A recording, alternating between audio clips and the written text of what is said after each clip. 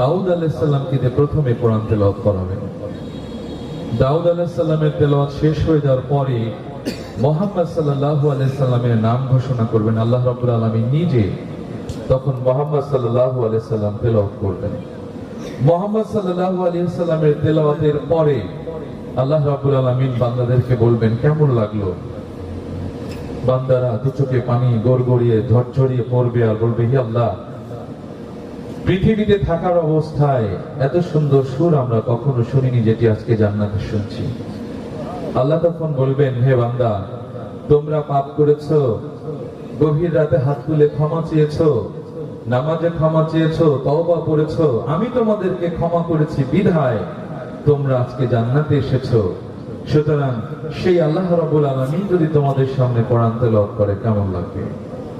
আল্লাহ রাব্বুল আলামিন ঠিক তখন সূরা আর রহমান তেলাওয়াত করবেন।